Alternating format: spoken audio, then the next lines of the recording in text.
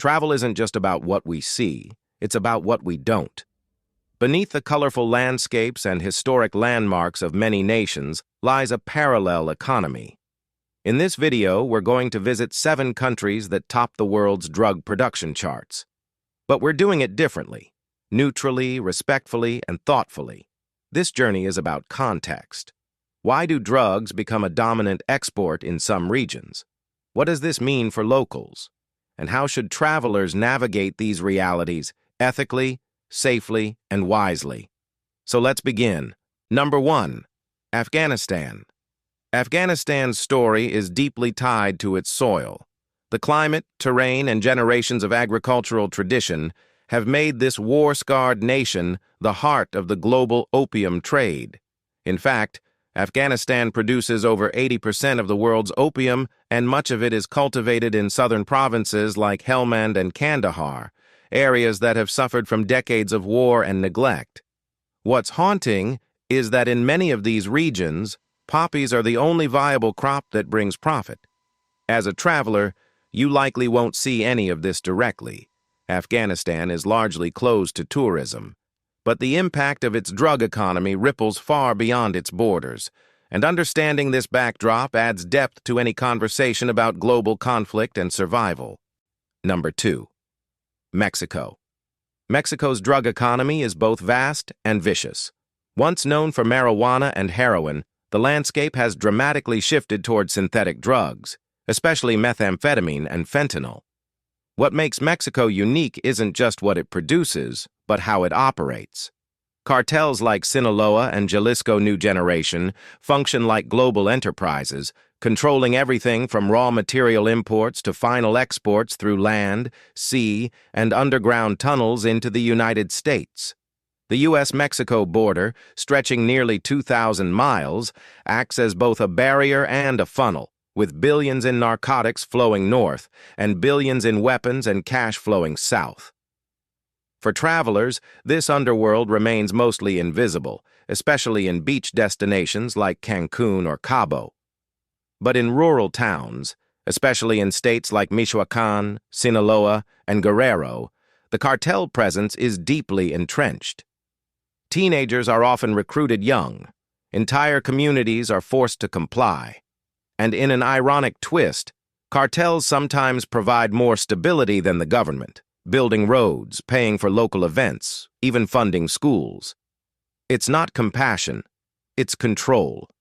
Mexico remains one of the most beautiful and culturally rich nations in the world, but travelers should understand that its surface serenity often masks a brutal and complex reality. Number 3. Colombia. Colombia has long been synonymous with cocaine, but today's drug trade is far more fragmented than the days of Escobar and the Medellin cartel. While Colombia still produces massive amounts of coca, the raw plant used to make cocaine, the production has spread into new zones like Putumayo, Guaviare, and Caquetá, far from the major cities tourists usually visit. What's fascinating is how disconnected Colombia's urban rebirth feels from its rural struggles.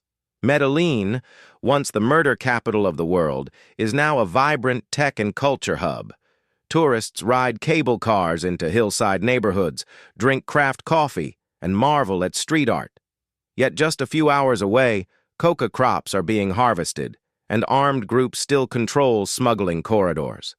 The Colombian government has tried crop substitution programs, encouraging farmers to switch to cacao or coffee, but the profits from coca remain unmatched.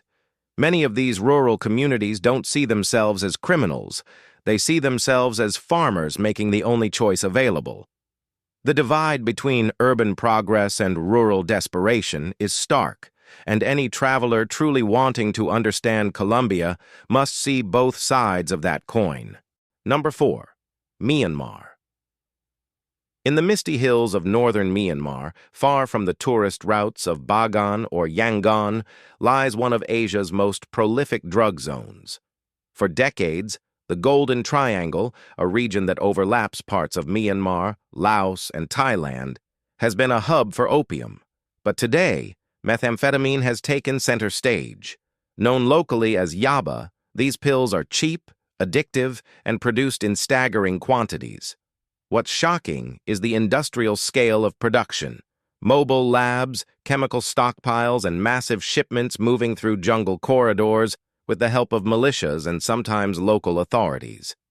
Many of these regions are semi-autonomous, controlled by ethnic armed groups with uneasy truces or outright hostility toward Myanmar's military. For locals, the drug economy often provides income, security, and power, especially in areas the central government neglects. For travelers, this world is hidden. Most visitors stick to government-approved areas, never seeing the production zones firsthand. But the impact is visible in rising addiction rates across Southeast Asia, growing corruption, and increasingly militarized trafficking networks. Myanmar's struggle is complex, rooted in decades of civil war, poverty, and distrust, and drug production is both a symptom and a survival mechanism. Number 5. Peru. Peru, home to ancient civilizations and soaring mountains, is also one of the world's largest producers of coca.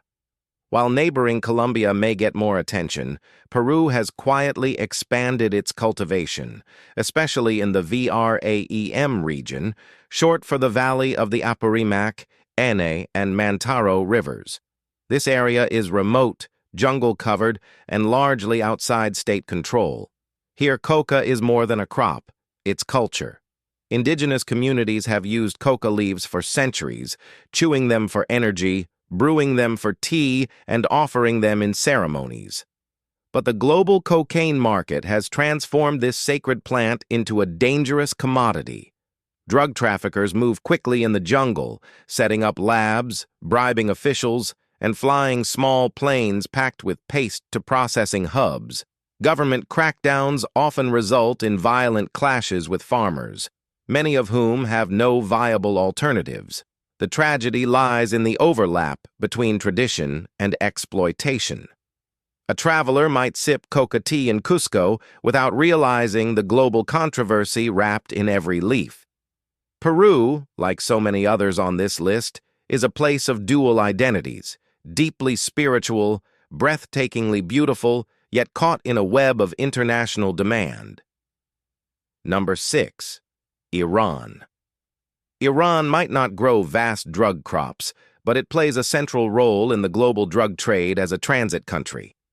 Sharing a long, porous border with Afghanistan, still the world's largest opium producer, Iran has become a crucial corridor for heroin and opium shipments heading to Europe and the Caucasus. Despite imposing some of the harshest penalties for drug trafficking, including the death sentence, the flow of narcotics through the country continues. What many don't know is that Iran has one of the highest per capita opioid addiction rates in the world. The reasons are complex. Widespread unemployment, war trauma, social repression, and economic instability have created fertile ground for despair. In parts of Tehran, Mashhad, and smaller cities, it's not uncommon to see people openly using heroin in public parks or alleyways. The government, to its credit, has invested in progressive harm reduction strategies, methadone clinics, rehab centers, and even needle exchange programs. But stigma remains strong. Tourists visiting Iran will likely see its poetry, architecture, and incredible hospitality, but beneath that surface is a nation grappling with a silent epidemic, one tied directly to its geographic position between supply and demand. Number 7. Venezuela. And now, the country that might surprise you the most. Venezuela. While not traditionally known for drug production, Venezuela has rapidly become a critical link in the global cocaine supply chain. With its government in crisis, economy in collapse, and borders in chaos, Venezuela has provided a perfect storm for traffickers. Vast unpatrolled jungles in states like Amazonas and Bolivar have become hiding spots for clandestine runways and cocaine labs. Cartels from Colombia have extended their influence across the border, often in cooperation with corrupt military officials, allegedly forming what's been dubbed the Cartel of the Suns. The state's involvement, whether active or complicit, has turned drug trafficking into a parallel system of power and profit. For everyday Venezuelans, this economy offers one of the few remaining ways to survive. Food shortages, blackouts, and hyperinflation have pushed many into informal or illegal work. For travelers, the situation is delicate. Caracas still boasts vibrant culture and nightlife, but much of the country is considered high risk. Yet, even in crisis, Venezuelans show resilience, humor, and hospitality. It's a place of contrast, scarcity and strength, beauty and betrayal, and it reminds us that drug economies don't grow in a vacuum. They thrive where hope runs thin.